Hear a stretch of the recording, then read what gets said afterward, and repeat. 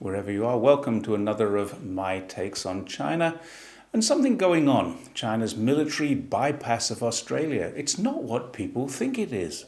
Yes, China had 3 ships off the coast of Australia, but at any given time, China is surrounded by foreign ships, sometimes inside its own territorial waters, and even Australian planes in the skies of China's economic exclusion zone. All this is normal. But did anyone in Australia know, for example, that China and Australia resumed the defence strategic dialogue on the 17th of February this year? That's only a week ago. No, I thought not. In that dialogue, it was agreed that both parties would honour and abide by the United Nations Convention of the Law of the Sea. Neither would encroach on the other's regions, but both would be completely free to engage in what the US likes to call freedom of navigation. So when the Chinese send 3 ships to somewhere near Australia, then the government knows what they're doing. They don't need to ask Australia's permission, and they are doing absolutely nothing wrong. And yet Australian media, the opposition, even the airlines are getting on board with this as if it's some kind of threat to Australia or Australians. Can you believe that flights between Australia and New Zealand were delayed as a result of this stupidity and ignorance? But it's worse. When China's Premier Li Qiang visited Australia in June of last year, there were several meetings and arrangements. Did any of us read in the media that Australia and China's leaders witnessed a signature of Memorandum of Understandings on education, research, climate change, and the China-Australia Strategic Economic Dialogue, further enhancing the implementation of the China-Australia Free Trade Agreement, which has been in place since 2015, and it was the 15th implementation program for cultural exchanges for 2024-27 under a 1981 agreement on cultural cooperation. At the same time, it was agreed that this year there will be a high-level dialogue in Adelaide, and then just last week on the 17th of February, as I said, Australia's defence leaders were in Beijing for the Defence Strategic Dialogue and Defence Coordination discussions. What Australia's public are seeing in their media is misinformation. It's an overreaction by media and politicians feeding a fear that need not be there because everyone who needs to know what these ships are doing already knows what these ships are doing. Putting that aside, here's another thing that Western media are ignoring. Wang Yi has been very busy recently, but Western media haven't told us that India and China have been repairing relationships which were strained due to many different Western influences, not least of which were the old British Empire lines drawn to create border complexities. Wang Yi has been in South Africa, as well as Europe and the UK, but while there he met with his opposite number from India, and he shared optimism for the restoration of mutual trust and the realization of win-win cooperation between China and India. Let's see which foreign media is the first to jump on this positive outcome. More likely, all we'll see is more reporting on historical disputes and border skirmishes, if we see anything at all. It's strange that Western media haven't been vocal on that, but they do enjoy telling us about old problems that these 2 countries, neighbouring countries, are discussing and resolving. Another thing that the Western media is rediscovering is that Falun Gong is not what we think it is. Even the New York Times, which is Western media, has printed an expose of the treatment of young dancers in the Shenyang troupe, something which is now in the courts. We'll really start to see how this has all turned into not an expose of Falun Gong, but twisted into something that Falun Gong are forced to do because China was evil to them. The financial controller of Falun Gong's Epoch Times has been arrested and charged with massive money laundering offences. In another twist, Falun Gong has even been banned from advertising on Facebook for violations of advertising rules. So while there are some snippets of information on the nefarious deeds of Falun Gong, we are still being misinformed and told that China is bad for banning this evil cult, which is now seen for what it is. What should be happening is the leader of the cult should be behind bars. Another thing we won't see reported in Western media happened in December last year.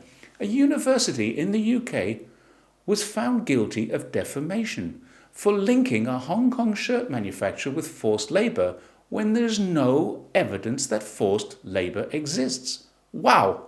The most interesting thing about this court case for me is not that it found in favour of Smart Shirts, a Hong Kong manufacturer using Xinjiang cotton, but that it made no mention of whether there's actually any forced labour. That didn't matter to the court at all. What mattered was whether the report conclusively found a connection to these allegations, or whether, as the defendant claimed, it only inferred there might be a connection. The court found the report did defame the Hong Kong company. Now, the important thing about this is whether the defendant, the Sheffield Hallam University, which has a campus in China, wants to pursue an appeal, because in order to pursue an appeal, they must actually prove there is forced labour occurring in order for their report to have been truthful, as truth is a defence against defamation. The fact that they have not done so indicates an appeal is unlikely, because this is now several months old. The fact that there's no appeal yet indicates that the court was right, the Hong Kong shirt manufacturer was right, and the university report was wrong, or at the very least, they're unable to prove that they are correct. And this is a really interesting case because it sets a precedent. Every company claiming defamation from China must now win their case based on this precedent. This is what case law does. It makes a judge's ruling into a new law.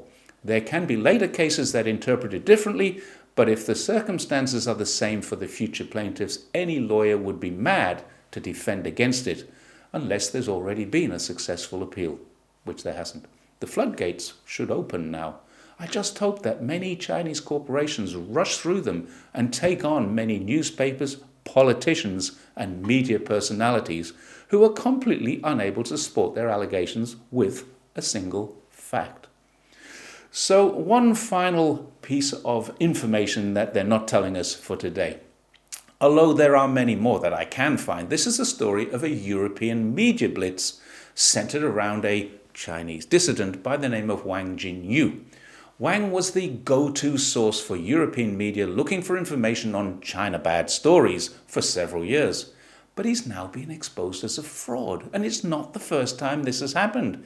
The exact same thing occurred in Australia when Wang Liqiang was presented to the Australian public as some kind of reformed Chinese spy. It turned out he was nothing of the sort.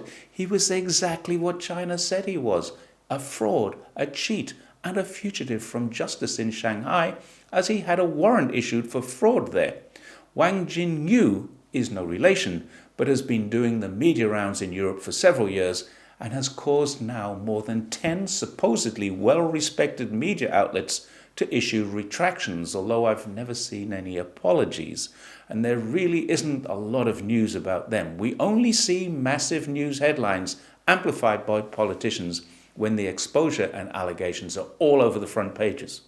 When they're found to be fake, frauds and criminals, we might see a paragraph hidden far away on their website. What I like most about this European case is that even Radio Free Asia has had to issue retractions of the fake stories Wang Jinyu was alleging. Safeguard Defender, the same organization that brought us the secret police station stories, that was yet another story that had never been proven. Not a single conviction has been recorded. Not a single official complaint has been received by China's embassies or consulates where they're supposed to exist. Safeguard Defenders lied to us again with the Wang story when he claimed, and they supported and publicized his claim, that the CPC had tracked him down to Dubai and had him detained there for criticizing China.